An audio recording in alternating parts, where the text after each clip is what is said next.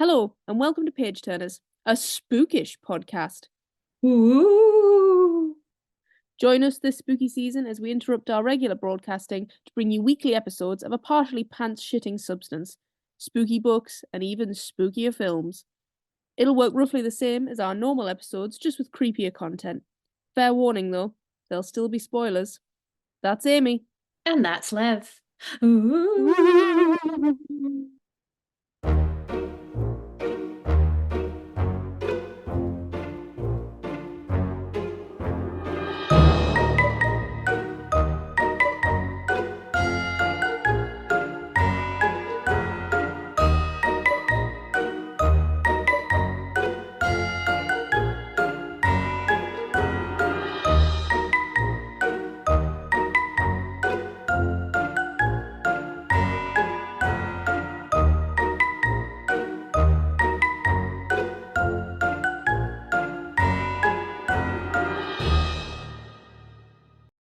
Hi, Liv. How are you? I'm well, thank you, Amy. How are you? I'm good, thanks. Yeah, good. What day are we on? Tuesday. Tuesday. And we're in person. Yay! Woo. No, I'm good. It's the start of the week, so nothing very exciting's happened so far, to be honest. Yeah, did you have a memorable weekend? I could lie and say I did, but I didn't. Just tell the people the truth. This is authenticity at its finest. I made some soup. There you go. Ooh, what kind of soup? Like just a classic vegetable and lentil soup that my mum makes. So Cute. I asked her for the recipe and she told me it, and then I went out and got some bits. And is that like a soup she's made since you were younger? Yeah. So that's proper like nostalgia, and it's almost like a cute little full circle thing of like, now you make it. Aww. There's not much to it, but she made it seem like there was, because I think she's quite proud of the soup. Yes. So she was like, remember to buy red lentils. And I was like, I wasn't going to buy any other kind of lentils, Mum. Specifically red ones.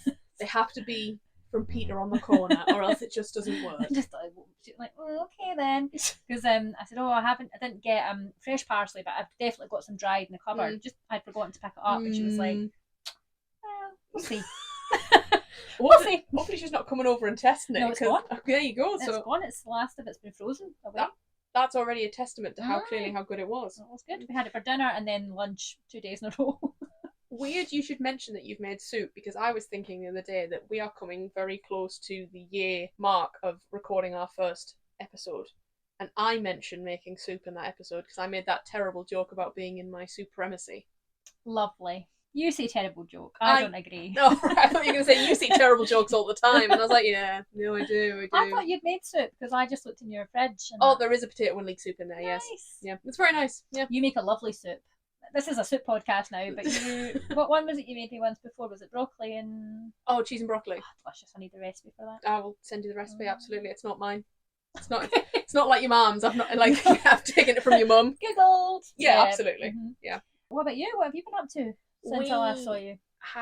Well, since you last saw me in person, it's been about 6 to 8 weeks, and I just don't think we've got the time. We don't. Also, I have no life, so probably actually we do have the time. But our friends Tristan and Georgia came over, and Tristan had bought him and Alex tickets for the Rest is Politics podcast. Oh, nice. So they went over to the Armadillo in Glasgow, and Georgia and I went out in Falkirk to the wine library. Lovely. Because when you've got friends, you take them to the wine library. You do. Did you sample any of the different wines? We had champagne. Oh, I know! Classy girls. Oh. And I was immensely hungover on Sunday. Always the same with champagne. So sophisticated at the time. Georgia was not, though, which really pissed me off. Her tolerance is high. Well, she also went to bed, and I stayed up with the boys, because then the guys came back, and we had like some drinks and some sort of like just chats and stuff. And then Georgia was like, I'm sorry, I'm going to have to go to bed. And then I proceeded to drink what felt like my body weight in Baileys. Which might have had something to do with it. It could have, yeah. Good times, though. Yeah. But when Georgia came down, she's like, how much Baileys did you drink? Tristan went, I don't think there's really a too much amount of Baileys. And I was like, thank you, Tristan, thank you so much. It doesn't make me feel any better, but yeah, no. You need that support in friends. Yeah. I don't feel better in my head, but I feel better in my heart. Yeah, that's all I've done. Do you have any exciting plans coming up for the rest of the week? No, I don't think so. I do want to shout out though to my wonderful gran. It's her birthday today, and she is 96 years old. Well, I am devastated, but not videoing right now because I've already got a video of John's birthday ready to go. Your father-in-law. What? Ah, right, okay. Say that again. How old is she? 96. 96. Yep, 96. God, I bet she doesn't look a day over 60. Oh, yeah. I'll show you a picture of her. There's my mum. There's my aunt. She doesn't look a day over 70. Wonderful. I've changed it to another decade. I'll tell her that. Which is your aunt? Which is your mum? That's my mum. That's my aunt. Very nice. Very There nice. you go. It's the family resemblance is strong. And there they are. Yeah. So there you go. Happy birthday, Gran. Happy birthday, Greta. I won't call you Gran. It feels weird. You've already got about 50 She grandchildren. does. 50 She grandchildren. probably would just think you were. She'd be like, yeah, probably. Of which we know that Amy is the favourite. Well, of course. Hopefully. Don't put it in the podcast. Yeah, hopefully none of the cousins are listening. They might listen. It'll make cause some rivalry. Don't want that. Yeah, look, as far as I can tell, they don't hold a candle to you, so... well. And on that note, what are you reading? That's not a link, but... I'm still reading Anathema. And it's not because it doesn't have any bearing on how good it is, because it is really, really good. It is a horror, romance, fantasy extravaganza, but it's a really long book. Yeah. Mm-hmm. That's fair. Have you are you at least further in? I'm over halfway now, I think. Good. Yeah, so I shouldn't be too long in finishing it, because we're at a point where I'm like, I really want to know what happens, so I'm committed. And also the next book that we are reading, I don't think it's going to take me very long. Why? What's that one? So I think I'll be able to dedicate a bit more time to it. What are you reading? I'm still reading book 8 of the Broken Kingdom series, Reign of Stars and Fire. So how's that going? It's fine. I think I've said this before. It's definitely a series of books that you can just pop in and out of when you aren't reading it. I mean, obviously, I was completely obsessed and enamoured with falling for my ex's mafia dad last week. So that was my favourite thing to edit ever. Really? Yeah, because I was just laughing all the way through the edit. Because there's a bit where I'm like, I'm falling for my dad, and you're like, no, that's not my king. That is not my king. Yeah, so that obviously took some precious time away from LJ Andrews. And now, obviously, like I said, we're reading our special October book. So, busy. Did you finish My Ex's Mafia Dad? It's still not finished in the upload. Oh. So I'm sort of leaving it for a couple of weeks so I don't get my hopes up. Why I would. But like I said, I feel like it's coming to an end. So I think maybe there's probably going to be about 10 or 15 chapters left. So I'm sort of just waiting. So I'll go back and hopefully there's a little selection of 5 chapters or something. So I'm not just reading it week on week. Because I will just eventually close the tab and never go back. Yeah. There you go. Oh, this was an inordinately short opening bit. I wonder why that is. Oh, I don't know. Let's find out.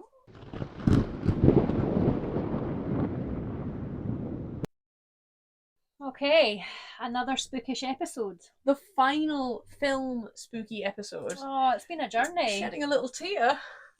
You've come so far. And we'll go no further.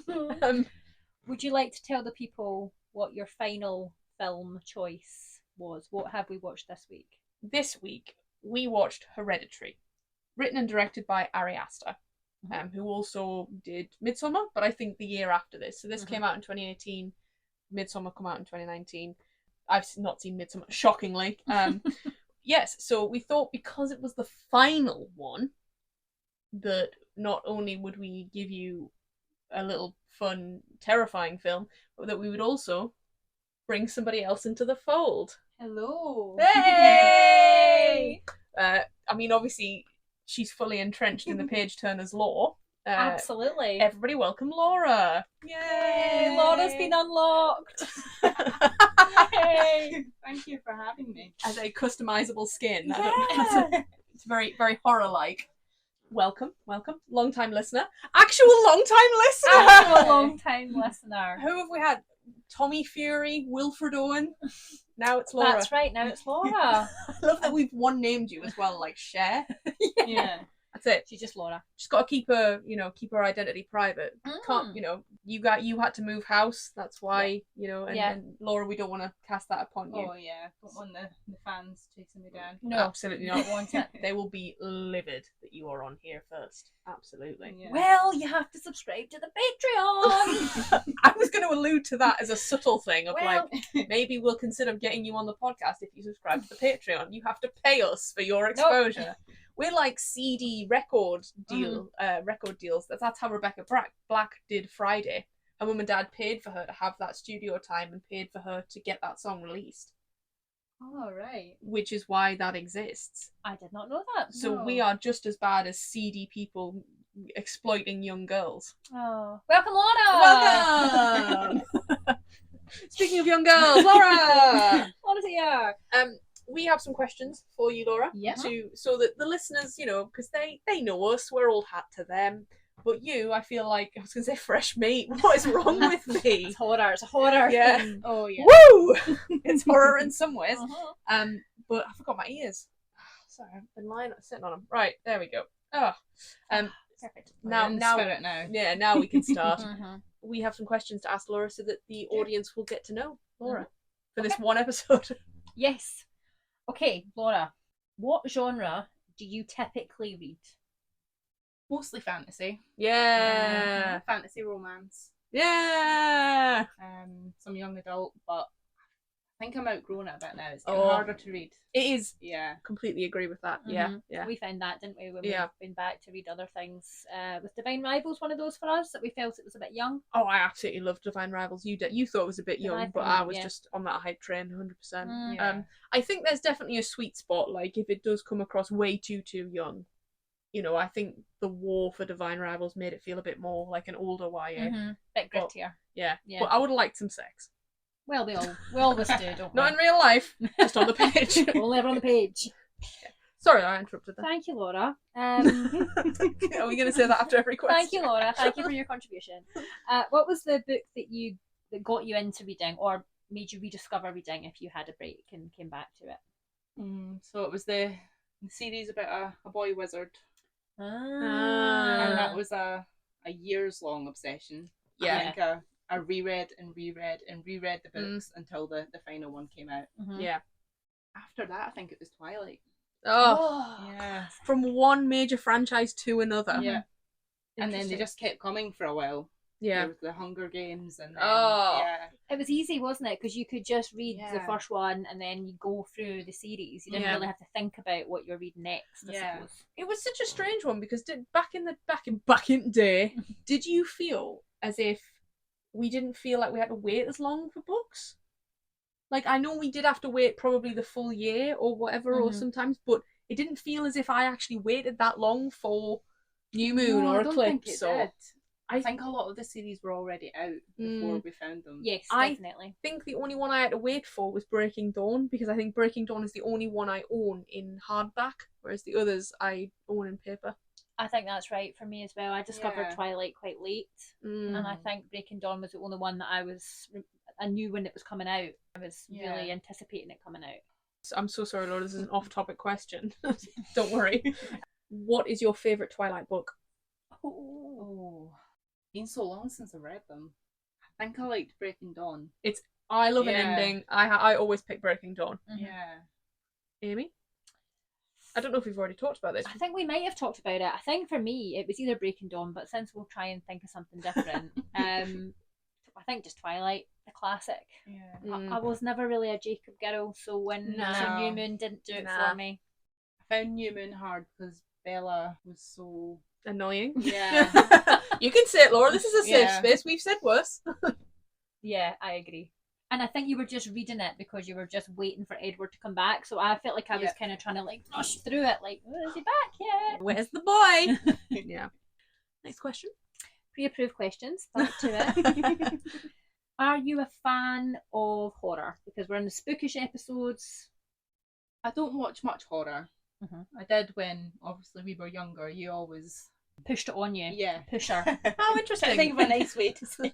So you've got a reputation, and Uh, I'm not surprised. yeah. Here we are, Laura. I feel like I've grown out of it though. Oh, do you think? Yeah. Interesting. Yeah, Yeah. I wouldn't come up with a podcast and then force someone into horror content that they weren't interested in. That makes it sound as if you've been playing the long game for the last year, being like, well, yeah, okay, yeah. So by the time it gets to roundabout Spook-ish season, I can maybe suggest that we watch spooky films. And the thing is, I didn't even suggest it, but I planted the seed. Right, like Darren Brown. Yeah. Like a podcast Darren Brown, but for one specific personal gain. That's it. Interesting. Yeah. Next question. I'm an evil genius. Moving on. Don't have to go too deep with this one. What scares you? Maybe we'll say in books slash Ooh. TV slash film. Things that are very humanoid, so that fall into uncanny valley. Ooh, So good one. mannequins, realistic masks, robots, Oh, That's a good one. humanoid shapes. only because I've never heard it used. Uncanny Valley. Is that Yeah. like to reference to things that are almost anthropomorphic? Yeah, so very close to realism, Yeah. but not quite. Ooh. Like, you know when you see something and you're you like, clever Yeah. sausage. there's something not quite right. Oh yeah, Yeah. no, that is So spooky. I think the film, the Christmas one with Tom Hanks. Oh, gone out of my head. The Polar Express. Yes, that sold quite badly because it was so realistic and it unsettled people. I don't like it, so maybe that's why. Yeah, I it can be one of those things you can't quite put your finger on, but interesting, yeah, Yeah. because it is. I mean, it's fun. Thank you so much, Laura, for bringing a bit of Christmas into the Spook-ish episode, like almost a bit of light in the dark. But yeah, we Do yeah, you know what I okay. mean? Like, you know who the actor is, Yeah. but it's a cartoon. or Yeah. have you seen films where they've CGI'd someone's face, like aged them down or Mm. up? I don't like Mm. that. Yes. There's something off about it. They but had you it in don't know Tron, why it didn't they? upsets you. Yeah. And With Jeff in- Bridges. Yep, Yeah. And then the second It Wait. Part 2. Oh, with the like. Oh, I haven't seen that one Yeah. yet. I will Yeah. not be and have not watched it, No. nor will I watch the first. So yeah, that's fine. But Yeah. I've watched the original. is that the Tim Curry? Yeah. Yeah, I love Tim Curry though. That's really good. Man, It's a series, isn't it? It's more like a mini series than was Yeah. it TV? Yeah. Yeah. But it was like a film TV or something. Yeah. It was Yeah, like, yeah. it's like a two-parter, and I think that's why they did that with the. Yeah, it's like The new one as a well. little tribute to it. Yeah. Yeah. Oh, that's nice. Oh, that's nice. Oh, Shim is horror and horrific. Yeah. Was that all of our questions? That was all the pre-approved questions. I mean, I suppose I'm so sorry again to ask you a question that was not pre-approved. Are you excited to be here? I am very excited. No, Laura. It's quite surreal watching you when I've been on the other side as a listener, Mm. and then now I'm here seeing it all happen. Yeah, all the magic upon which we've inflicted on Laura for the last hour of trying to set this whole thing up. Fantastic. Right, so this week we all watched Hereditary. Mm-hmm. I don't know how you feel about it. No, I don't know how I feel about it. Oh, right. I thought you were going to reveal to us. No, that's not the point of this podcast. I sent you the photo of my face once Yeah. I'd finished it. I couldn't And- interpret what the face It was. was. I'm sorry for the listeners, but I'm just going to show Laura the face. It's almost like a scrunched up, eyes narrowed face, like. Yeah. Should I do it as well while you? Thanks for that, Amy. It's okay. Yeah, because I think the film ended, and I sort of just went, "What the fuck was that?" Yeah. Did you feel like that as I well? did, yeah. Yeah. And it all happened so fast at the end. Right. It was a lot of information to take in. Yeah, but also next to no information, I found Yeah, as well. Like yeah. they told you enough as if, and we've spoken about this before, but like the balance of so much exposition versus no exposition, I found that this almost lended itself more towards the lack of exposition. There was enough that it was like, oh, and this is happening. There was not enough for me to be like, but why? Why is this Yeah. happening? Yeah. And but Alex loved it, and he was very much of the opinion that everything doesn't need to be explained. And I was like, some things need to be explained. But that's how I sort of felt. And then I said to you, sort of, you asked me if I found it scary, and I sort of said, no, not really. But then I did run back to bed this morning at like God knows what time in the morning, and I was like, Mm-hmm. and dadded down into bed quickly because, of course, rules are, except from in The Grudge, once you're in bed, nothing can harm you. Mhm. Well, this, if we're thinking of what genre it is, I was having a little read, and it is sort of widely thought of as, this is quite a snobbish term, elevated horror, Oh, which a lot of people don't like that terminology because it's quite exclusionary, and it almost as if it sees other horror as lesser if it's not an elevated horror. Yeah. But the whole point is it's to make you think. It's not to shove it down your throat. It's to leave a lot of it to the imagination. fair. But it might not work. It didn't work for me the first time. I liked it better the second time. Okay. Did you find that because you knew what was going to happen and then you were able to maybe take a bit more time to interpret, and the classic sort of, because you watched it before, you can look out for things that you may have missed in the first. I was looking at the instance. background a lot. I was trying to work out, like, if there was maybe, and we were talking about this, if there was an email or a photograph or a letter, I would pause it and I would have time to actually look at it rather than just being, I'm engrossed in the story and I'm just watching it. Yeah. Laura, was this the first time you watched Hereditary? It was. I was going to say, I imagine so, considering you said you weren't really a horror fan film. Yeah. So I feel like we're sort of in the same boat here then, in a sense of like, what the fuck? Yeah, I wasn't scared at all. Towards the end, I became more unsettled, and then it was later on in the dark. Going to the bathroom at night. Yeah. And you're looking into all the shadows in the corners. Or at the very top in the room at the eaves to see. Yeah. Both Alex and I, when we saw that scene or when we saw anyone, were just pointing. There she is!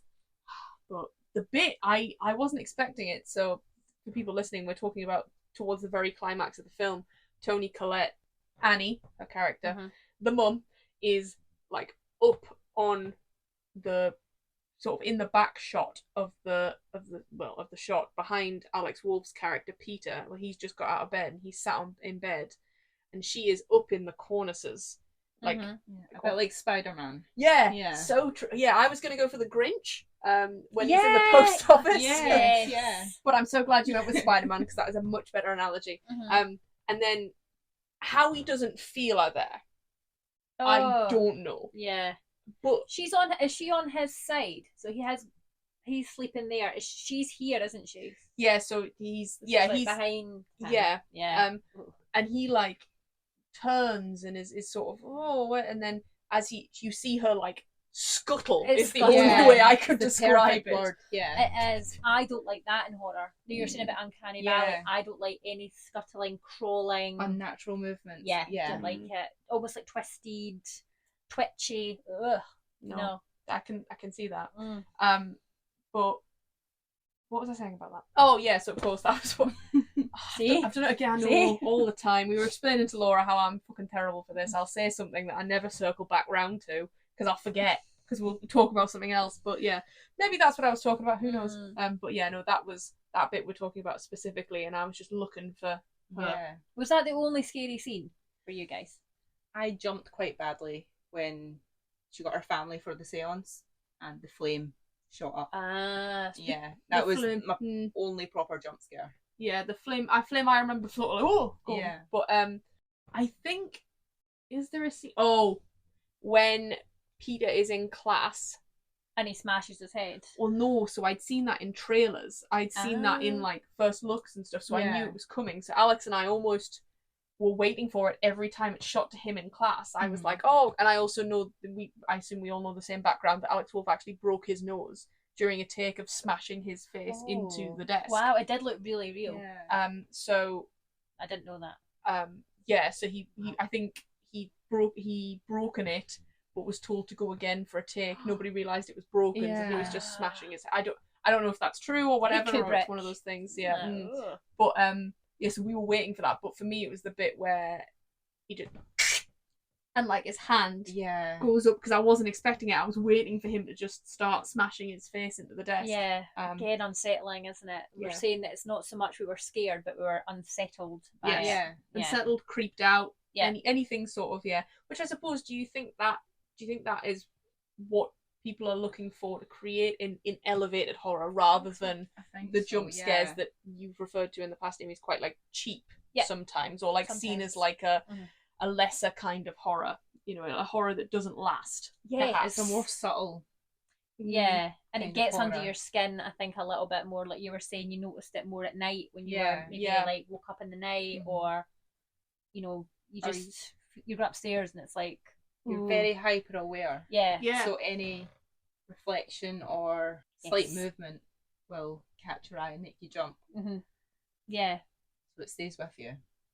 At what point, Laura, did you have anything figured out? Not until quite far through. Yeah, that's fair. I think when she went to the Jones house. Oh, Joni. What did I write when I first saw Joan? Beware of old women touting their numbers at grief counselling. Because immediately Joan was sus. Was Joan a For red me, flag for you? 100%. Did you feel the same, Laura? Yes, I think because she was so Nice. overly sincere and Yeah. nice and overly Yeah. wanting to help Annie. Yeah, it came from you were suspicious of why. Yeah. Yeah, no, I get that. And that was reinforced for me. I don't know if you felt this as well, but like when she went to her house and like you said, the mat, and she went, "Oh, my mum had the same mat. Oh, ain't that funny?" Yeah. And then she starts talking about something else. I was like, yes, sweet acting, Joan. Yeah, sweet. Yeah. And I kept seeing, I thought I was on it though. I don't know if you felt this as well, Laura, but like I was on it. I felt on it because like I saw the necklace sign in the telegraph pole. I was writing down all the words. There was the triangle in the mum's room at the beginning, and then it didn't show up again until the Nice. Yep. We were getting all the things, but I just thought, and you saw the necklace, and then the cult sign again. Yeah, the in symbol was the everywhere. telegraph pole in Joan's apartment.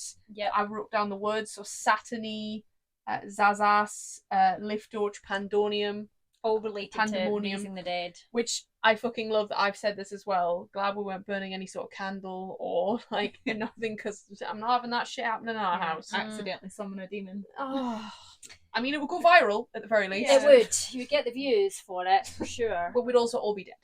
Yeah. Swings and roundabouts. The price you pay for social media fame. That is one of my questions for you both. Oh. Have you ever, or have you, maybe you haven't personally, but maybe someone you know has, have you ever used a Ouija board? Absolutely not. No. Would you ever? No, absolutely not. My friend that lived next door told me a story about one of her aunts that had a bad experience using one.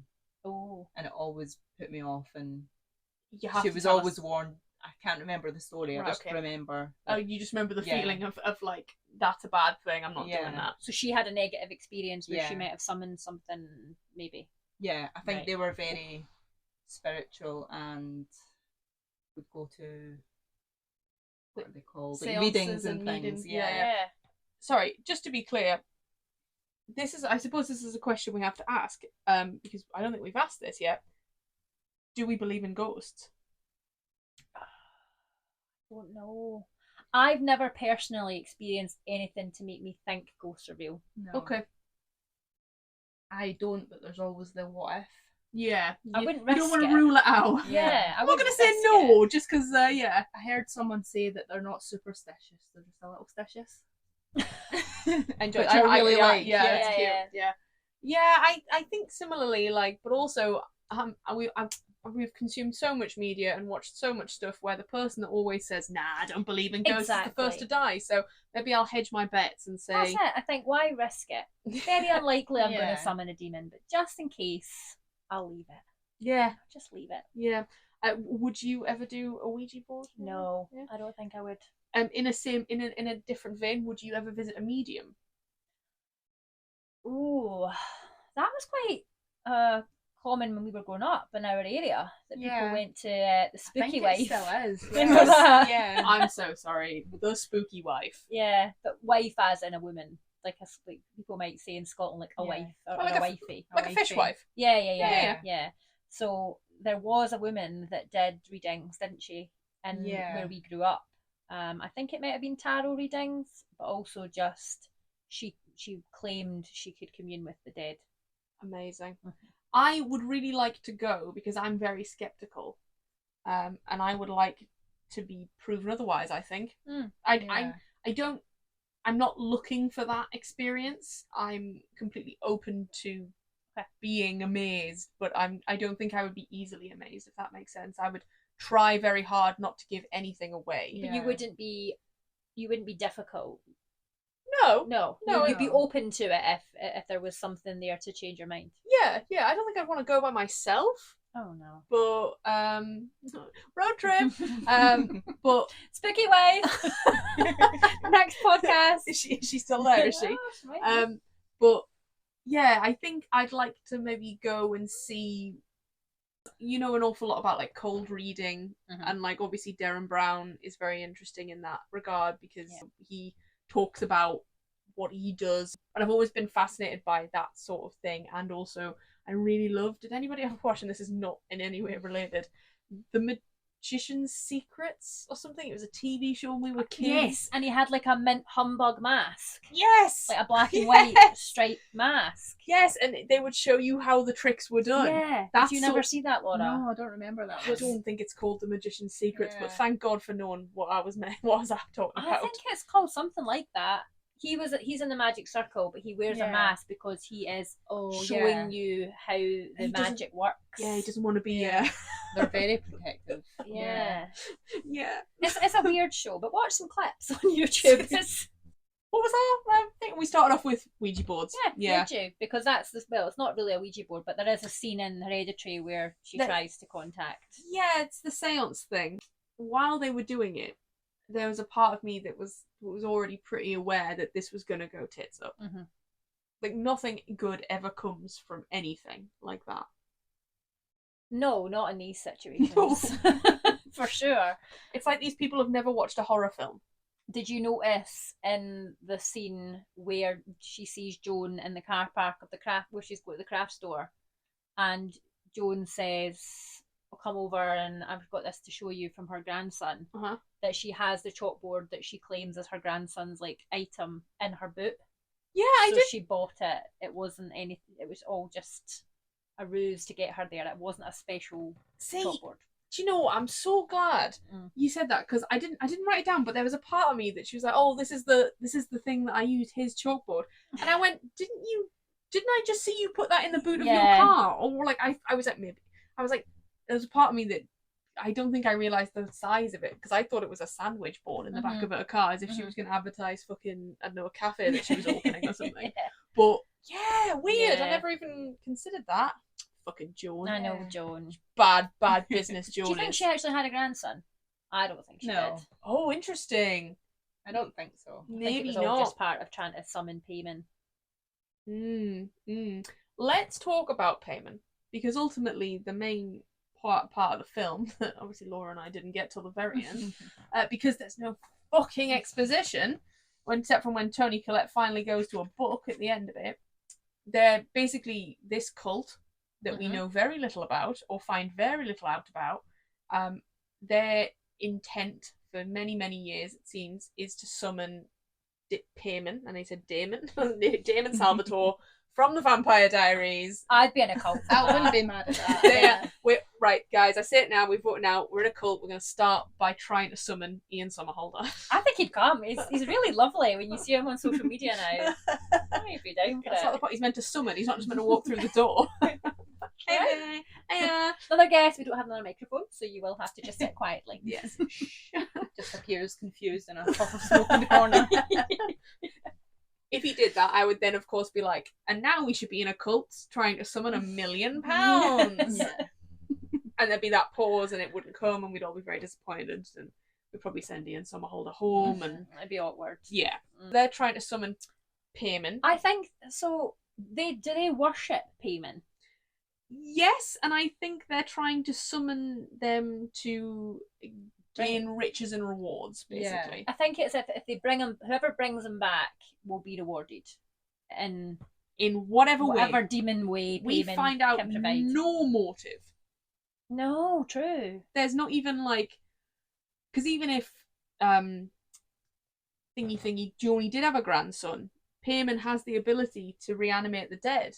So I'd have liked even just a little bit of exposition to be like, at least there's a motive there. Like, you know, she's committing all these fucking heinous things to this family because she wants her grandson Bring back, her or grandson. you know, Yeah. and then that's when you'd assume everyone in the cult at least has an ulterior motive.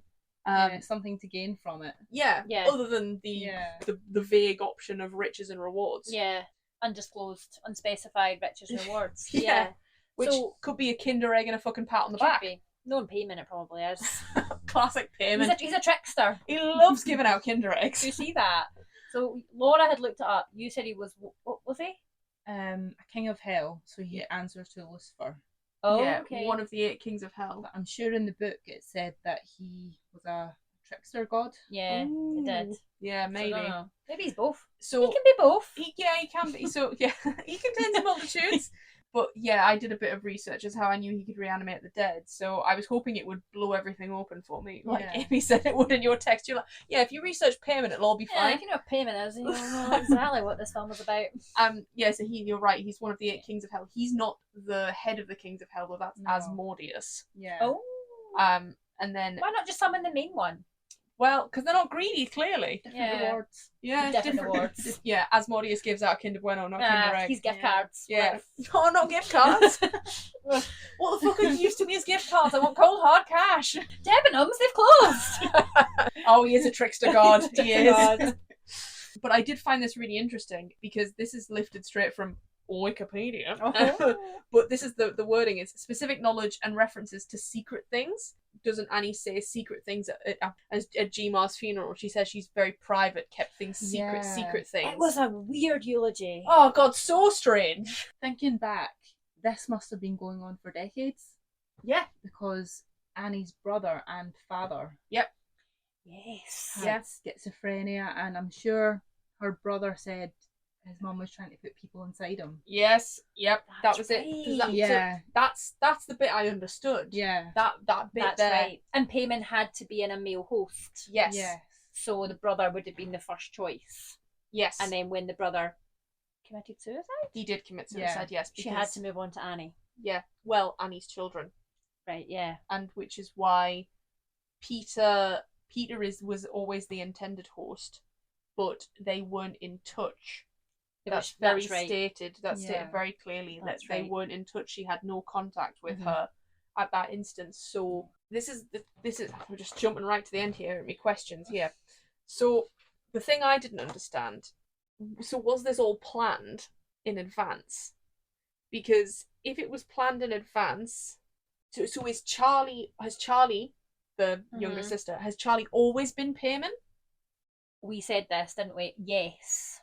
I think up until a point in the film she was. Is that when she was beheading the bird? So Annie said that she let Charlie spend time with her grandmother. Yes, and then she got her claws into her. It was alluded also that the grandmother breastfed Charlie. Yeah. Because that weird little fucking sculpture thing. Yeah. Terrifying. But that's what I'm saying is, but if Payman was already Charlie, then why was he not already Peter? Because he prefers a male host, right? I think to leave a host, the body, I think it said, had to be corrected. It might not have been the term they used, but they said something like something similar, changed in a way, and that's why Charlie met the demise that she met. Yeah, so I think the beheading was beheading seemed important. Is that symbolic? Is that the way to release Payman? I think so. Which is why they behead Toni Collette at the end. Yeah, they behead everybody at the end. Everybody's getting beheaded. Do we think actually then this might make sense? We might have just blown it open here. Told you. Did the grandma have Payman inside of her? That's why her body was dug up and beheaded. Yes. Yeah. And why she was this queen. Yeah. Because they had like Queen Lee or something. Yeah, at the very end. Yeah, I didn't understand that part, but yeah. I was like, why is she in charge? Why her? They had her. Maybe they had her. Do you know when she was looking through the picture book and she was there with like the veil and the coins? Yeah. Do we think maybe that was her ceremony? I think so. Or something to put Payman inside of her. I think so, and I don't know when, but I assume she died, and then the cult members went and dug her up. Yep, desecrated the body, etc. Beheaded her, and then Payman moved into a new host, and that would have been Charlie. Interesting. I think. But why not move straight to Peter? They also said that the grandmother had DID. Yes. Dissociative identity disorder. So this might have been Payman. Multiple personalities. Yeah, because you did see Payman coming out sometimes. Like in Charlie, you saw her behead the bird. Yeah. And do the thing. Yep. And then with Peter, you see him look at himself in school and smile, and I'm assuming that was Payman. And then he goes, every now and again, and obviously the whole chill there scene, Woo! Yeah. But this is what But then I did have this theory. Charlie never seemed quite right. The character of Charlie, like it seemed as if she never fit in. She never, she didn't, have any friends, that sort of thing. Maybe because she was always Payman. Maybe. And this whole idea of like, she's two people, but therefore because Payman needs, but if Payman needs a male host, he therefore either didn't have complete control of her, and so therefore that left her and him, his and hers essences in a limbo, maybe. Yeah. But yeah, so that was sort of the thing for me. I mean, I'm enjoying discussing it here with friends, but at the end of it, I was like, what? I think it needs to be discussed, doesn't it? Yeah. It's not the kind of film you watch it and then you can just sort of get it right away. I think you have to have a chance to chat it through. Or rewatch it and see things you didn't notice the first time. Yeah, definitely. I think the chatting probably lends itself to, like you said, an elevated horror. We're going to keep saying that now. It's a buzzword. To the idea of the elevated horror, because obviously something like I don't know why I've just plucked this film out in a House of Wax. Yeah, I think potentially I'm thinking about House of Wax because of your not liking this for things like mannequins or things like that, because House of Wax is about wax models. Yeah. So watching the trailer, I thought it was going to be completely different. House of Wax or Hereditary? Hereditary. Right, okay, sorry. I thought the dolls were going to feature a lot more. Oh, that Charlie made. Yeah. Yeah, that's very fair. Yeah, because they show up a lot in the trailer. Yeah. That's a good point. I wonder if they were directly linked to Payman, because we see them again in Joni's flat. Oh yeah, we do. That's true. We especially see the one that is Charlie's idol? I don't know. Charlie's making it in at the party. Yeah. Is that the one with the bird's head on it? Yes. I spotted that one. Oh, yeah, that is not the one she's making at the party, because that's like a medicine tube with like the party, the pigeon head. The one I'm thinking of, it's like a mint tin, and she's putting arms and legs on it. I think that's the one in Joni's flat. Could that be something to do with the magic? Like, whatever it is that influences these terrible things to happen, because I'm assuming we're supposed to think that the beheading scene with the telephone pole is orchestrated by the cult or by Payman because the symbol is on the telephone pole. Right, yeah. So this is another question I had. I don't know. Was this all planned? To a certain extent, but what I'm confused about is if this was all planned, because then I read a bit more about Payman, and obviously it blew everything wide open, sort of. It's knowledge of past and future, making spirits appear, visions, flight, reanimating the dead, and a bit of a magician.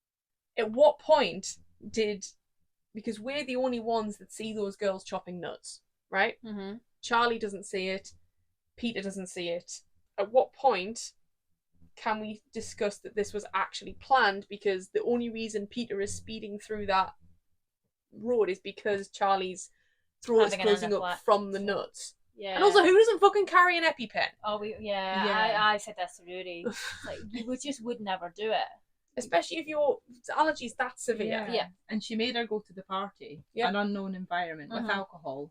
Yeah. She knew there was going to be alcohol there. I will at least say to Peter, say in Annie's defence, she thinks it's a school run event.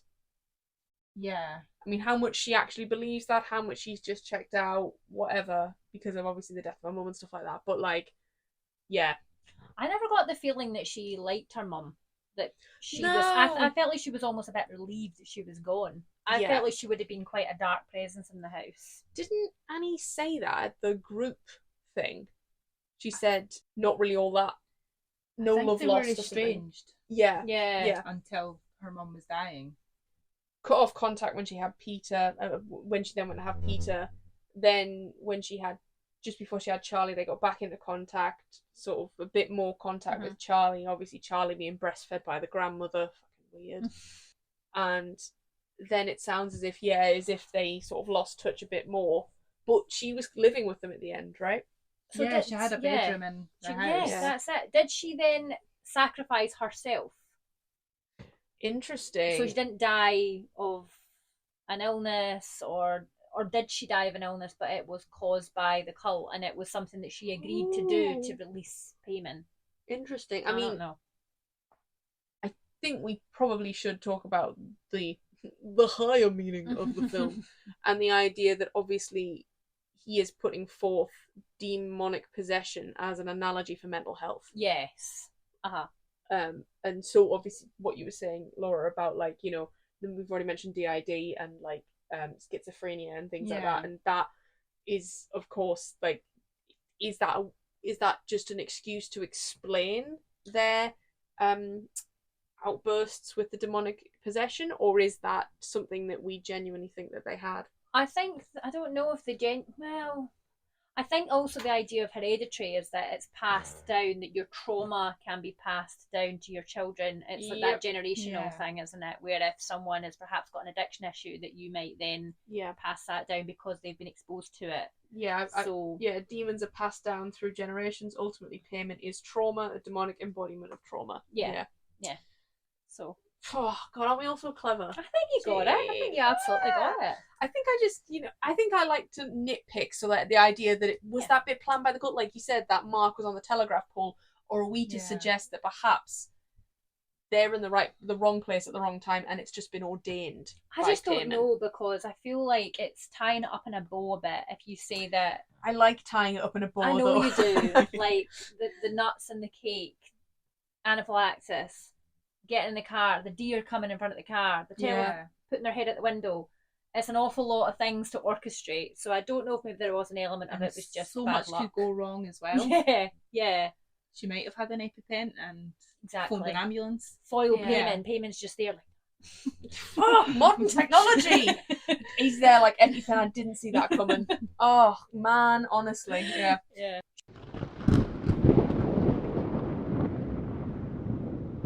Bum, bum, ick of the week, ick of the week, ick.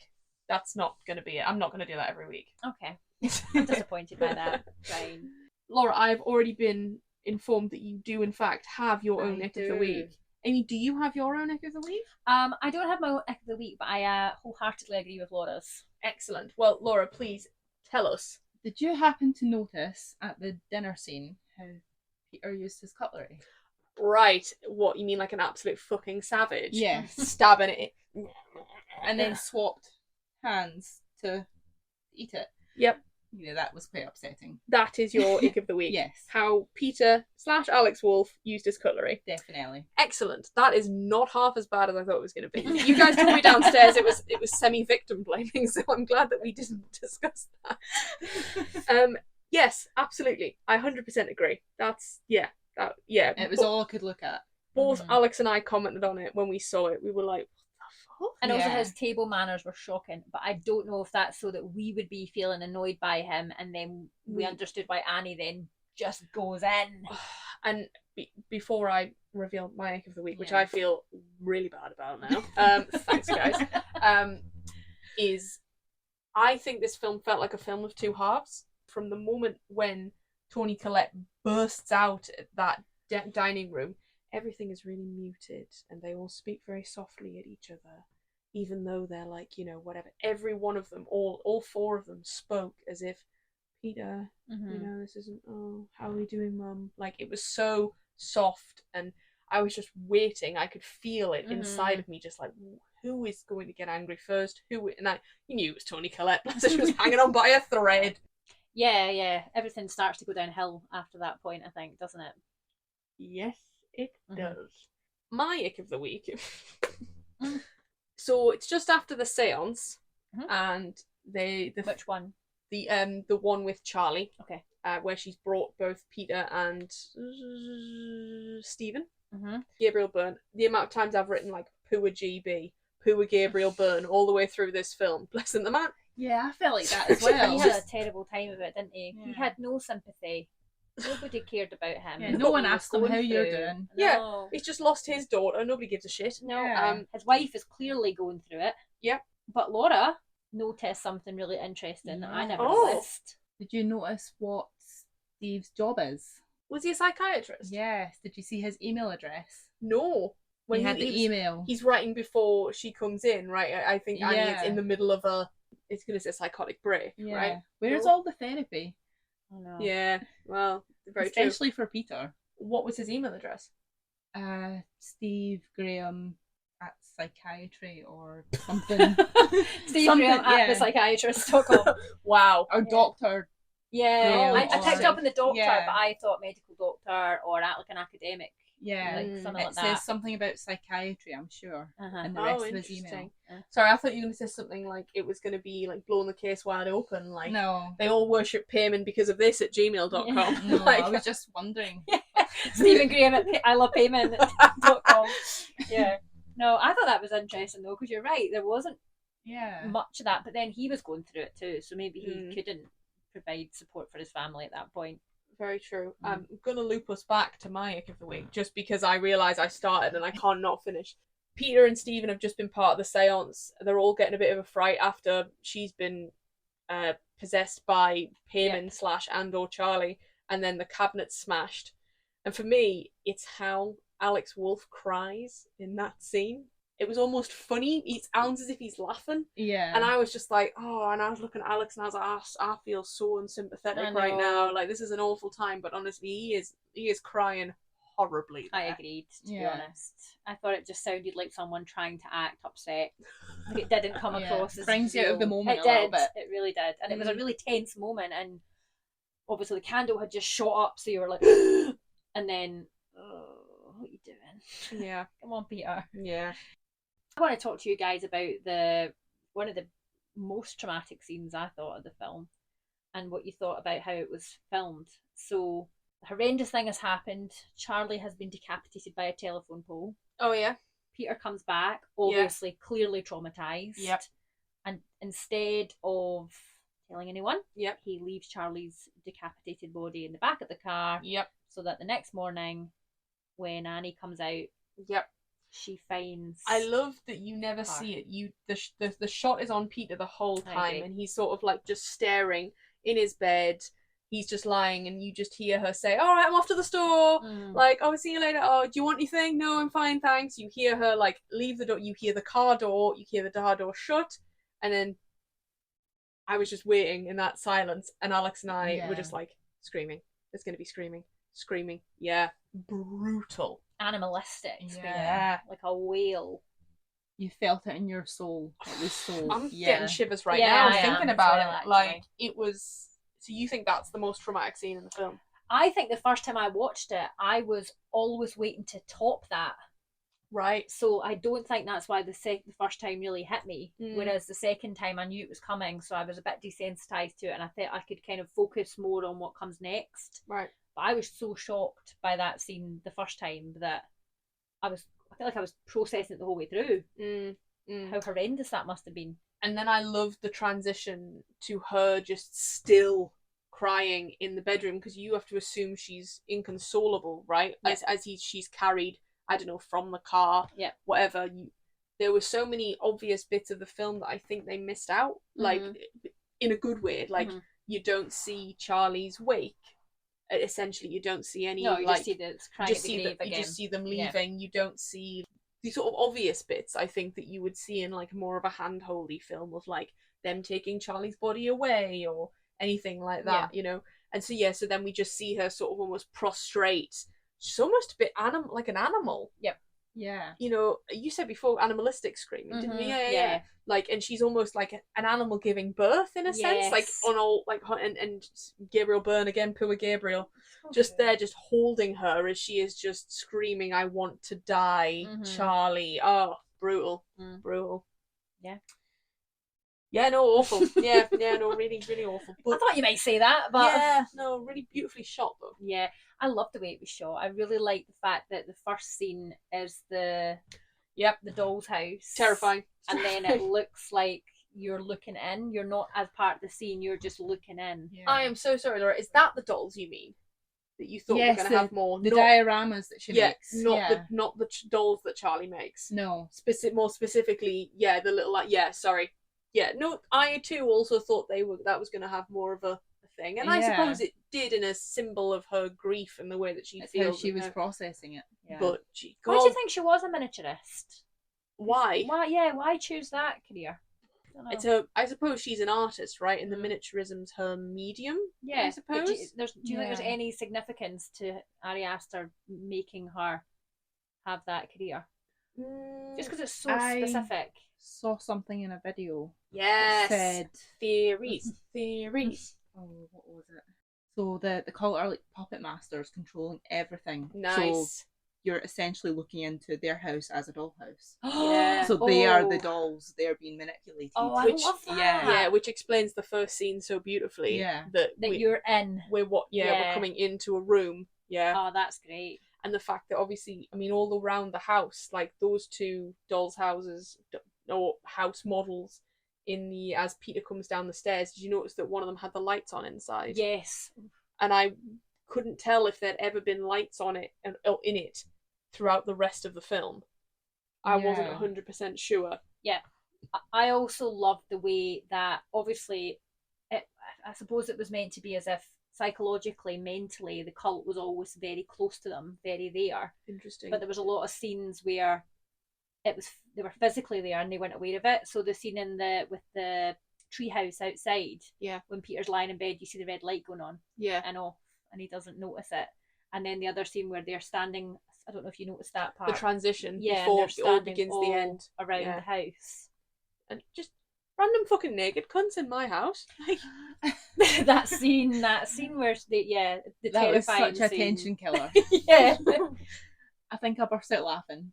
At which one? The guy who smiles at her in the funeral, or the naked couple of old people in the loft? So the guy, I think that's Payman. The smiling man. Yes.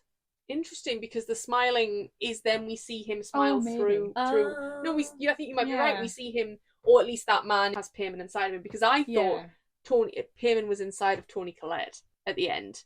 Only for a bit, I think. Yeah. But that's why she has to be beheaded. Yes. And let's talk about scenes that were like, oh my god. She runs to get him. Terrifying. I don't like being chased upstairs, though. No, neither do I. I fucking hate it. It scares the shit out of me. That really did creep me out, that part. And then up the loft. Yeah. And then she's banging on the loft. I don't like that either. And you think she's like trying to pull the cord and get in or whatever. Yeah. And then you see her and she is, again, Spider-Manning it. Yeah. and she's just banging her head on the loft hatch. Terrifying. That was a horrible bit to watch. Yeah. And it was so supernaturally fast. Yes. Like, it's not as it. Yeah. Did anyone else find it a little bit humorous when Peter's like looking around the loft and everything? Then he notices the naked old people, and then he just throws himself out the window. Yeah, I think I would have done the same. At this point, his mum's cut her head off with a. Well, she's about to. Oh yeah, it's a piano wire. Is it? Yeah. Oh, is it? I thought it was 2 knives. No. Oh, that's fast. I couldn't work it out at first. Quite a dark scene. Yeah, I didn't know what it was. So she's up there going like this, and I just thought she looks like Wallace getting excited over cheese. Cheese. And then I realised it got the close up, and I was like, oh, she's cutting her own head off. I couldn't tell she was sawing her head off. I thought she had like 2 knives and was just stabbing them into herself. Oh, I think you're right, because then you hear it kind of go, when the head like bounces off the floor when he's already jumped out the window. Oh, I think I was too focused on the fact that he literally does like a Benny Hill straight out of there and just goes straight through the window. Fair enough. Does he die when he jumps out the window? Well, this is it. This is a question I asked, because then so they say, it says in the book that she looks at after he tricks her or something, that goes into a vulnerable host. Yes. The more vulnerable. So do we assume that Peter is potentially either near death and also near his toll of what he can take? So that, because as soon as he gets up out of that, because you see the light go into him, don't you? Yeah, and there's always a light flare. Whenever Payman seems to be possessing someone, you notice there's a little flare of light in each scene. So, like a little fairy. Yeah. Oh, Payman! Every time a bell rings, Payman gets his wings. Yeah, so it goes into like the back of him. So I assumed from as soon as he got off the ground, he was possessed. He's Payman after that. But I wonder whether he's still alive in there. Do you think it has to be a live host? Because it was the attic he fell from, wasn't it? Yeah. Yeah. Into flower beds. It would have been very broken at least. From that. Nobody ever let Amy plan any sort of jumping from a house or anything. I put flower beds down, guys. You'll be fine. It's compact dirt. If anything, it'll be worse. Yeah, okay. Look, better than straight onto concrete. Thank you. But then he is quite surprised when he goes into the treehouse. This is it. His face is not one of a face of a man or a demon that is all powerful or is all knowing or is all very much there. Would still have to be alive. Yeah, that's what I think. So do you think Payman and him are constantly kind of fighting for control, and Payman doesn't get full control until the very end when they put the crown on him and say, "Hail Payman"? I think so. Maybe something like. Oh well, do we think it's just Payman in there? Because they refer to him as Charlie. Oh yeah. So Oh, yeah. So for me, from what I could gather, they killed Charlie to take her essence of what was already her and Payman in her, to then put it into the male host of Peter. Charlie must be significant because at the end, when you go in and the effigies there, it's Charlie's head. It is, And yeah. it could have been the grandma's because at that point, she's had her head gone. Yeah, she gone. Yeah. Could have been Annie's because again, it looked very much like, well, Millie Shapiro, the actress. Yeah, I'm pretty sure it was Millie Shapiro. I did check it at the end just to be sure, and it definitely was supposed to be her. There's a lot of references to how the mum character, so Annie, was always reluctant to be pregnant. She was trying. There was this. She tried to abort Peter. That scene was fucking phenomenal. Toni Collette should have got an Oscar for Oh, yeah, she's brilliant. She was insane. Yeah, so we've already heard the story of the paint thinner, and she's telling Joni that she's sleepwalking, and so then are we to assume that's Payman? But why would Payman then want to burn the potential hosts? I don't think that Payman is always the reason why they do these things. I don't think we can always blame Payman. It was a dream the second time, wasn't it? Yeah, it is. Yeah. For me, it felt more like a memory as well. Well, there's a part at the end when they both scream. And then he's wet and wet. She's wet, and then Rudy and I were both like, paint thinner! Yes! It's a callback to that. Because he's, in the sort of dream sequence type thing, he's saying to her, like, she says, I went to get you a boat, and he's like, why did you try and kill me? And then it changes from why did you try and kill me to why are you trying to kill me? Why are you trying to hurt me? As if it's in the present tense with the paint thinner. Wow. Because they're all wet, and then she's got the light, and then so good. I thought that scene was incredible. Yeah, there were so many scenes though where she just knocked at the park. Absolutely. So many.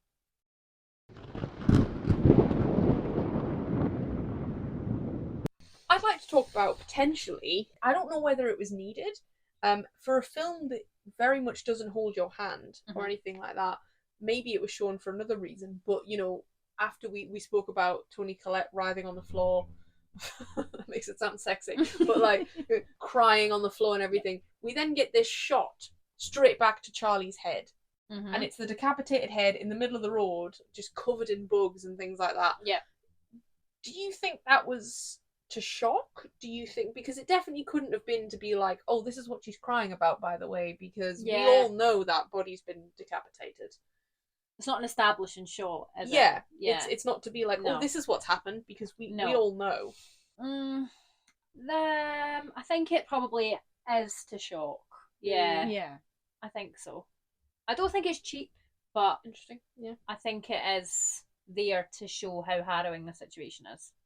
Fair. I'd read a little thing about Ari Aster being quite, not into, but quite a fan of showing quite over the top violence. If you've never neither of you have seen Midsommar. No.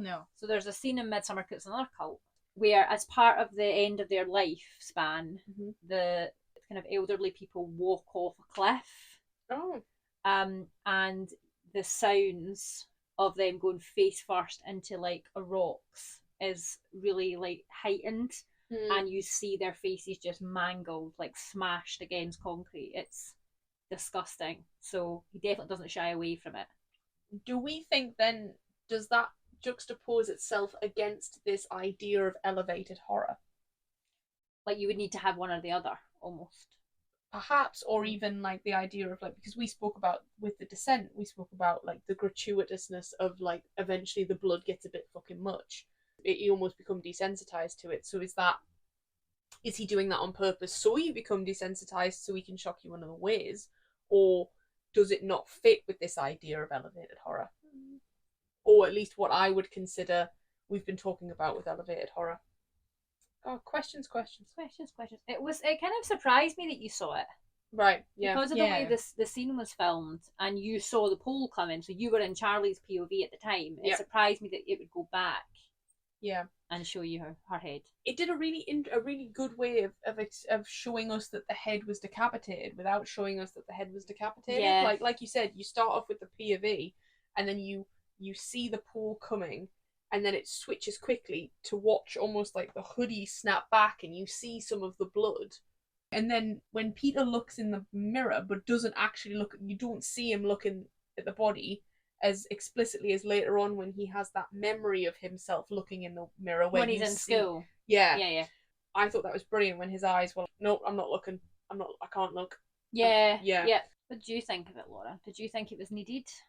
It was a very shocking Mm-hmm. from what we'd been from.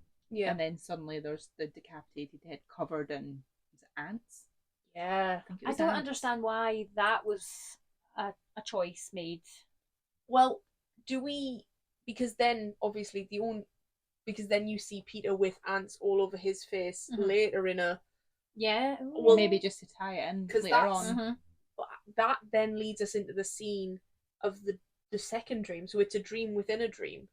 So Toni Collette is sleepwalking, right? And I'm you know, doing me cord fingers. She's sleepwalking. She sees, because she follows the ants, right? This is just after the seance, perhaps, or just before. She follows the ants. They go into Peter's room. They're all over his head, like when Charlie's in the road, and then he wakes up and she's like, oh, there's no ants, and then they have that conversation, and then it's the pain thinner, and then she wakes up again. Does she have... No, you wouldn't need... Oh, well, would you need to? I love this thought. I'm just thinking, is that a callback to when, because we were talking about how we don't see her react, you don't see the full reaction, so she finds the body. Would she have had to have seen the head? I don't know. Could she have requested to? That's maybe disgusting. I don't know, but is that maybe what she's thinking about when she sees Peter with the ants later? We assume she will have had to have seen the head because she creates the scene. Yeah. Right? Maybe she goes and identifies the body, but you'd think that would be not necessary considering... Do they have to go back? Because it looks like quite a quiet country road that it happens on. So does she have to go back? What, and pick up the head? I don't know. It's almost as if the trauma of what she sees with Charlie is something that she remembers and then sees on Peter later on. Yeah. But I don't know. No, neither do I. I hope not, because that's grim. And it's definitely not a scene I'd want to watch. No. And by the time she's identifying the body, there wouldn't be any ants on Charlie anymore. It would have been cleaned she would up. have had to have found the head. Right. At the scene. Yes.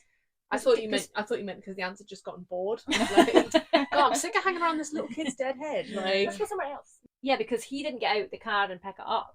No. It's almost like he's in so much shock that he just gets an autopilot right back in the car and drives home. And the head's there in daylight when you see it. It's the sun's in the sky. Yeah. Time has passed. Yeah. Time has passed. So it's after she's discovered the body in the car. So could it be discovers body in the car, shot at the head as her seeing the head at the scene, and then we see her at the wake, not at the wake, at the gravesite. You know how we see the kind of, and then we see her. How cheery was the funeral shot? Like, beautiful pop colours, like, so, I mean, a very clever like film technique for it to be so Toni Collette just still convulsing with sobs, but it to be this beautiful, cheerful sort of scene. But mad. Oh, that's even darker than I thought it was, the head bit. I thought it was just a cheap shot. I know, not cheap, but as in, it was just like a token shot of her head again. But maybe that was alluding to the fact that she had to go back and find it. I realise we haven't actually talked about, like, other than Toni Collette, we haven't spoken about, like, the other spirits. Because I at first thought this was going to be a film of, like, hauntings and that sort of thing, not necessarily a cult. Yeah. Because generally cult and real magic don't go in hand in hand. It's more like smoke and mirrors and, we're going to get you to the kingdom, and it's a little spaceship made of foil. Like, it's not real. It's not real magic. Whereas this was like proper Satanists. Yeah, exactly. And it's not based on a belief or a fake belief either. It's real. So the fact that we don't realise it's culty until, I suppose if you know the mark of Payman, you've pretty much solved it before 5 minutes are done, because you see the necklace straight out. Not that your normal bog standard person knows the mark of the Demon King Payman.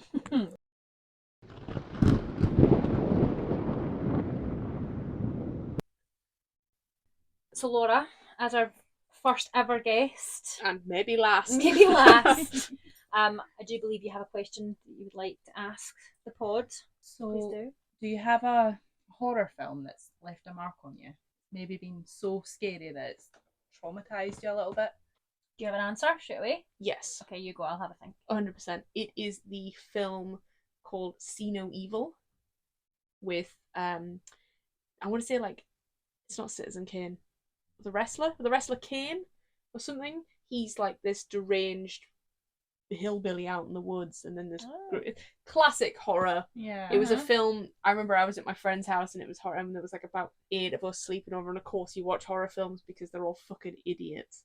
And there's this one scene, there's a preppy girl and she's like sort of doing that classic sparring thing, and then he gets her phone and he shoves it down her throat. And you see it like and despite the fact that, from what I've said before, that's not very realistic, and therefore but it's just stayed with me since I was maybe about 15 years old. Yeah, just scarred. I think there's also a really cheap element of it, which of course at the time was terrifying, and like, ooh, so is somebody rings her and you see, because it's like a Nokia or something, and it has the screen and you see it light up. Brutal. So that is a lump in my throat. Sort of similar, sort of like I'm feeling like Peter and Charlie, my throat. But that is a scene that has stayed with me. I think mine, and I think we spoke about this before. Okay, maybe. Was The Ring. That's mine. Is it the Japanese version? The whole thing. I've never seen the Japanese version of The Ring, and I don't think I could watch it because of how scared the American remake made me feel. Yeah. Is it specifically the bit where she comes out of the TV? Bearing in mind I've not seen The Ring, but I know it, obviously. It's just got a very horribly oppressive vibe the whole way through. So the scene at the end is horrible. Nothing else really is like that, but there's one particular scene that really stuck with me when they find her, I want to say they find her room, and they start to think that they actually start to feel sorry for her, as if this little girl is actually not evil. She's not an evil spirit. She's just been wronged in her life. Right. And then they go back at the very end of the film, and the characters, I think it's like the mum and the little boy, are asleep, or they're just like in bed together, just chatting. And it's like it's over. Like it's that kind of nice moment where it's like we're all safe now. And then she says, "Yeah, it's okay. She's gone." And he said something like, "She'll never sleep." Or she never sleeps. Yeah. And we realised that her room was like the bed and stuff was all just kind of like, I guess it was like a setup, like she was always just too evil. Yeah. And then she crawls out of the TV in the boyfriend's house. The TV turns on and you see it all starting again. And I'm getting chills thinking about it. I'm getting a little freaked out, to be fair. Really creepy. So I watched the Japanese version when I was about 10. Oh, my friend's brother had got a copy of it. You did say, so when we were sort of talking about The Grudge, Amy did say that, like, at school as well, because I was trying to choose between The Grudge and The Ring, between which one to watch, and I chose The Grudge because I didn't know as much about it. Yeah. But you were saying that there was a craze at your school where you'd watch The Grudge or like The Ring or those types of things, so I suppose 10 makes sense age-wise, but I mean, it seems way too young. I wasn't scared at all watching it. Legend. It was the next night when we start thinking about it.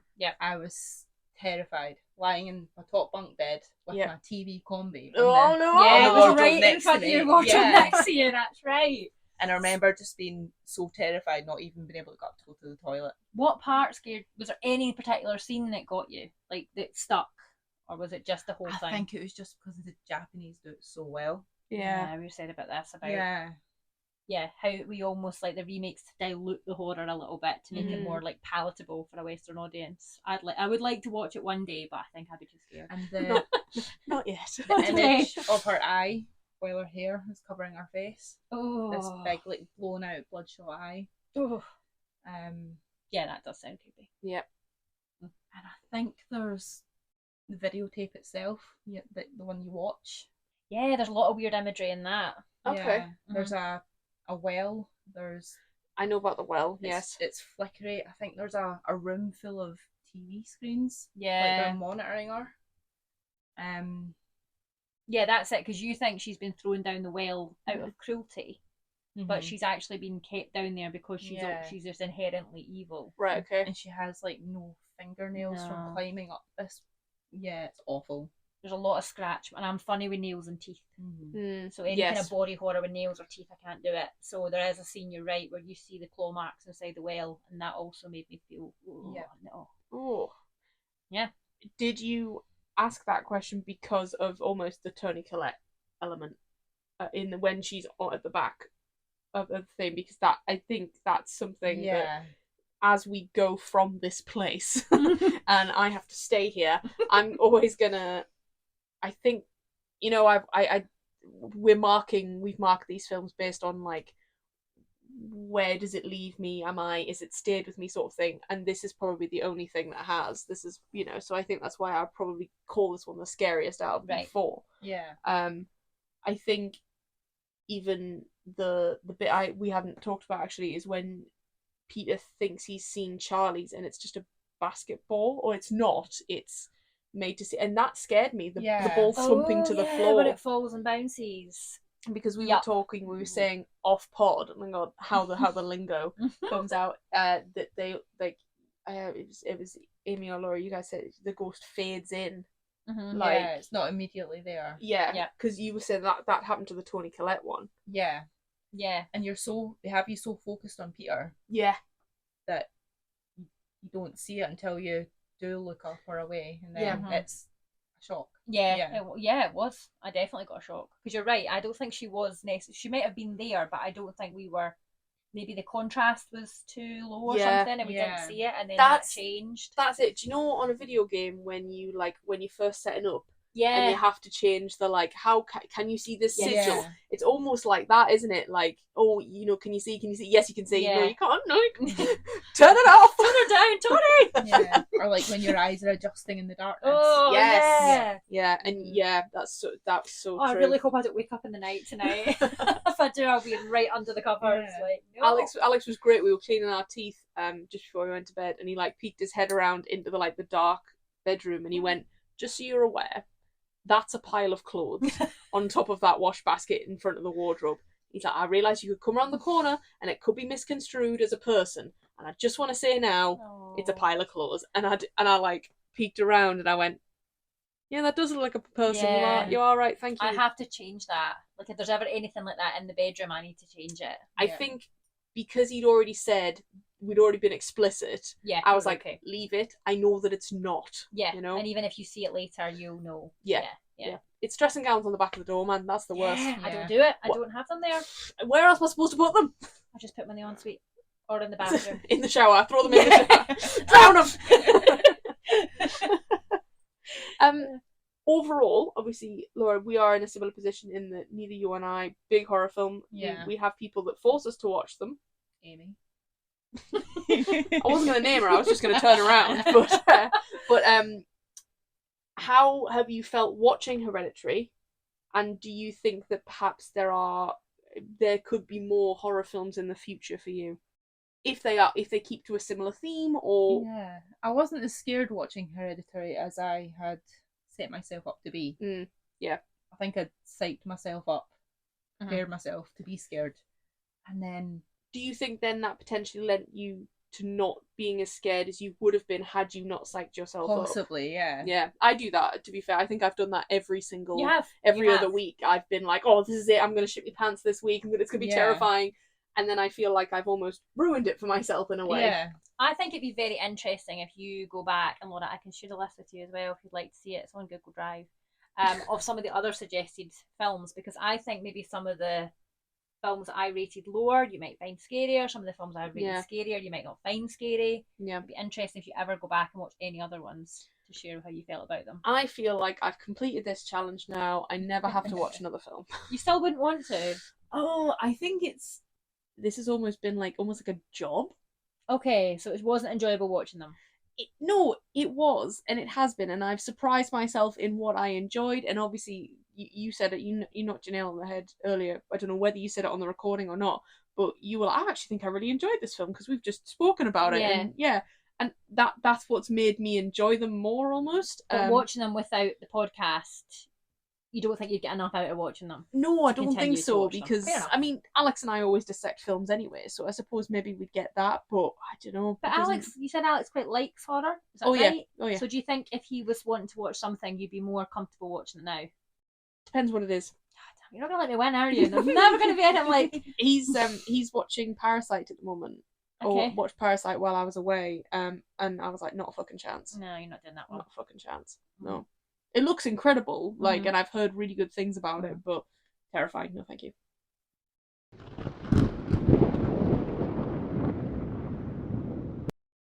So, Final thoughts. final thoughts.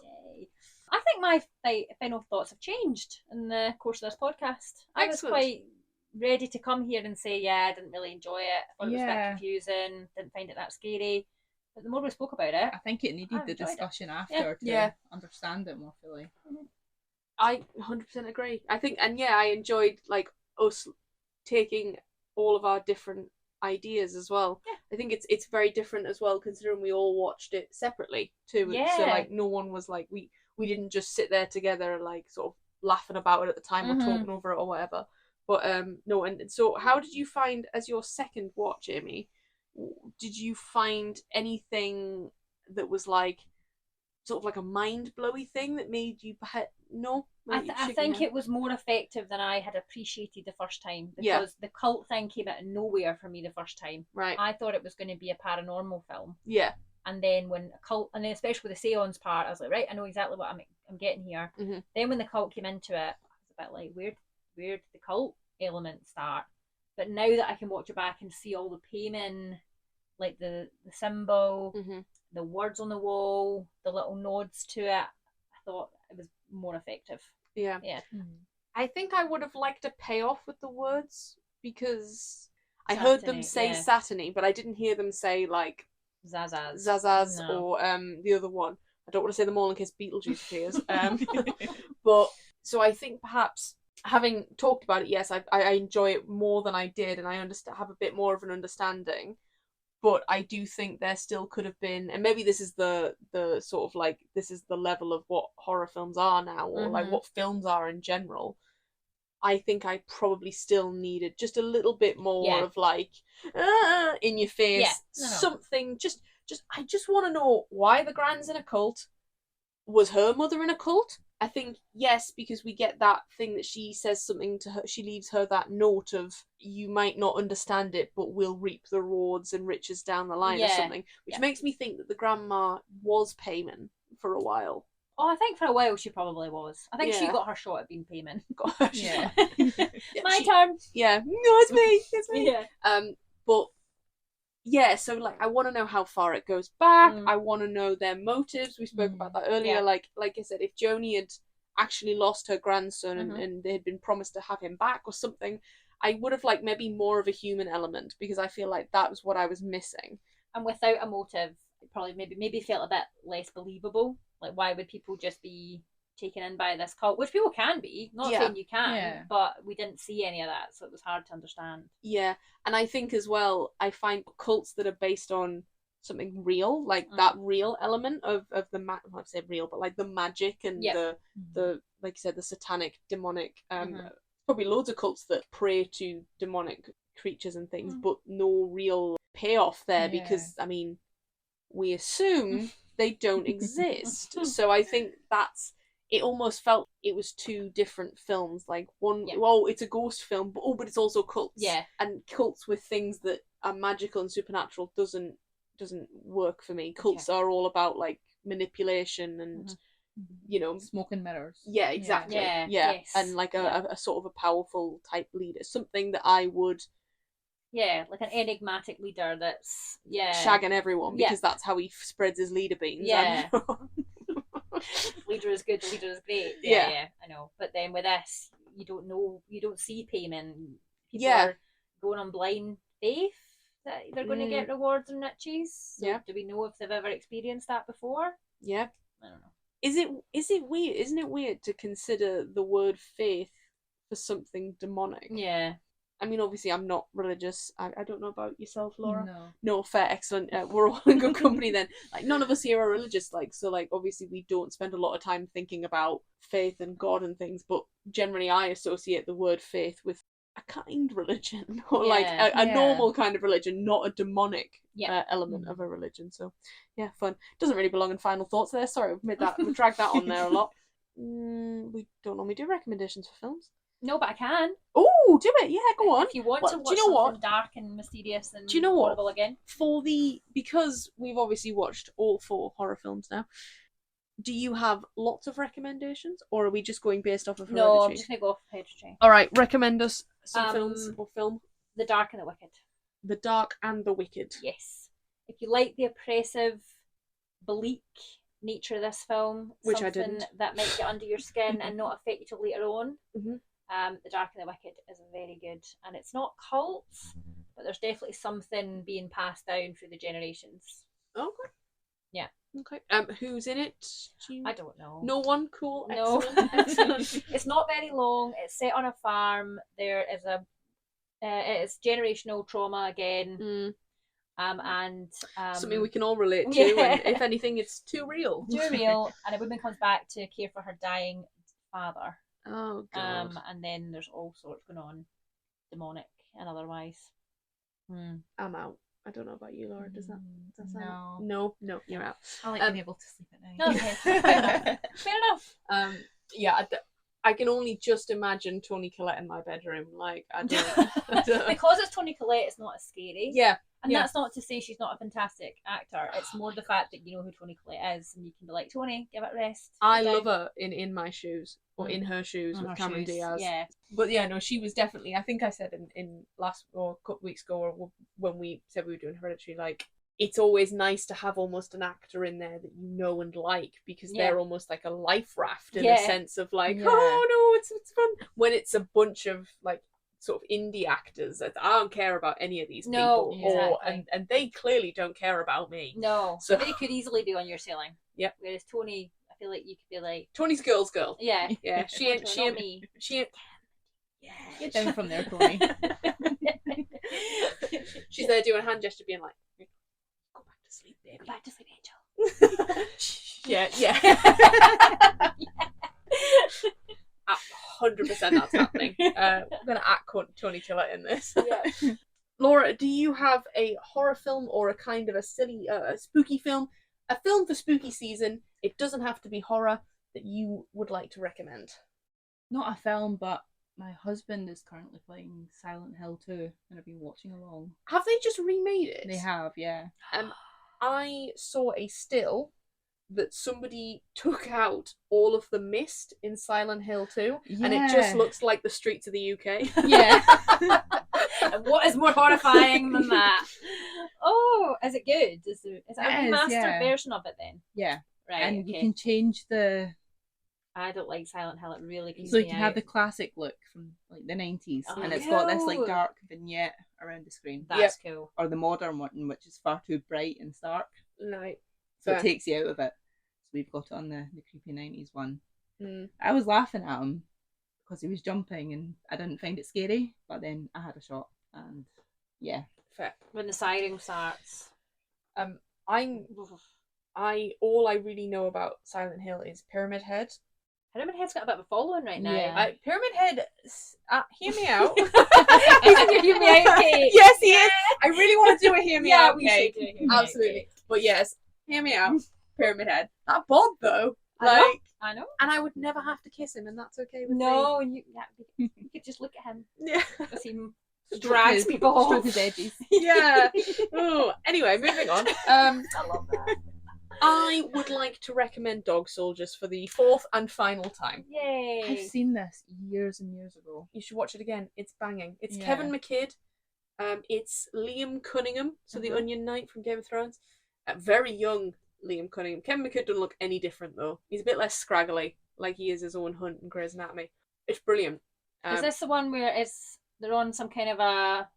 They are army. Yes, and there's werewolves. Yes. Yeah, I have seen that before, It's but I would never, not a long, such a really, good film. really long time. It's unlike I was saying how it was quite akin to The Ritual. Yeah, okay. Sort of similar premise, a little bit funny, but it's funnier than The Ritual. Like it really leans into the dark comedy element of it, and even when some of them are dying or about to face their sort of makers, it's still really funny. Okay. Oh, definitely watch that. Yeah, I'd say quite a very low budget and dark Shaun of the Dead. But I don't mean dark in terms of like themes or anything. I just mean dark film. Yeah. Like you cannot watch this film in the daylight because it'll just be reflecting. You'll be like, what is going on? Okay. So yeah. So that's the end of the film spooky season. It's not. Aww. I know. We'll never have to talk about horror films again. Well, until next year, I suppose. Next year. I'm gonna have to do something that tops next year as well. Absolutely. All right, so join us next week where we will be finalising spooky season, having reread Twilight for, we didn't know, maybe I'm gonna say the 10th time for me. I think it's it's probably up there. Yeah, roundabout. Yeah. Nice. We are Page Turners plus Laura.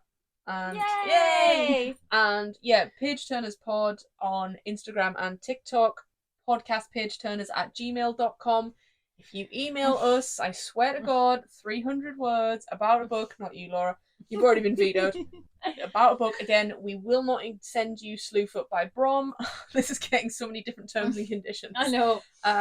But just tell us what you think about the podcast for 300 words. If you've listened to this far, yes, just if you're still here, just honestly, quickly email us. Just get a free book. We'll send you a freaking free book. Whichever one you want. It's not the one we'll choose, because Amy will not be choosing Cinnamon Bun Bookstore, but she will send it to you. If you want it. Yeah. Whatever. She will think less of you, but, who really cares? Email us and comment on Spotify. Laura, you still have to comment on this episode, even though you're in it. I'll comment. Thank you very much. Also, there's a backlog of ones you haven't commented on, so, we love the engagement. And the Patreon has 2 new episodes up.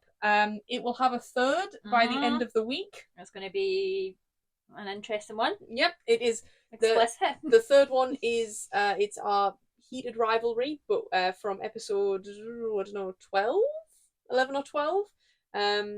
We did a hockey romance, and we just talked exclusively about the smut, and there is nothing left on the floor. No. Well, except from one obvious thing. What have we just added? I have added Where is Kate Middleton, which was topical. a 20-minute sort of Amy and I did our own investigation into where we thought Kate Middleton was. It was due to be released the day she announced she had cancer. So quickly we did not release it. Yeah. We thought, you know what, when she's better or when she is appearing in public again, it's not at all, maybe there's some light domestic violence trigger warning in there. Okay. And maybe some eating disorders. Yeah. But that's just obviously speculation. It's not serious at all. No, we didn't know. Nobody knew. It's very light-hearted. Exactly. We would never have released it if she hadn't got better and returned to her duties. So exactly. It would never have seen the light of day. No. Which is such a shame, because it is a really good 20 minutes. And then there's a very small extra bit from The Descent, which is about an extra 5 minutes, but where we talk about the sequel to The Descent. But yes, this one's about half an hour long, I think, this next one. So yeah, we're back on the Patreon. Come and sponsor us. It's only £2 a month or something. And if you do, that will give us an incentive to actually create more Patreon content. Yay. But yeah, thank you so much for listening. We'll join you next week. Laura, thank you so much for coming. Thanks so much. Thank you for having me. See, the delights of being, first of all, almost a lifelong friend of Amy, and but really one of the patrons. So, it's like, I love how you looked at the camera. Just saying. Amy looked at the camera as if to be like, maybe if you subscribe, you can come on the podcast. I mean, you'd have to get your own way here. Yeah, We'd have to vet you quite thoroughly first. Yeah, no. Provide a disclosure. Yeah. Interestingly enough, we're filming this at my house, where Laura, before she walked through the door, was a complete stranger to me. So, do you think the next person should come to your house? I think so. I think it's only fair. Do you think maybe the Book Nook? Maybe they're a friend, like an old friend of mine. That would make things come full circle. So, Stevie, I don't know if you're still listening. You might have bogged off by now, but yeah, there we go. Come on. Right. You know what you have to do? £2 something a month. It's very true. Go on then, Laura. Send us home. Stay spooky. Yay!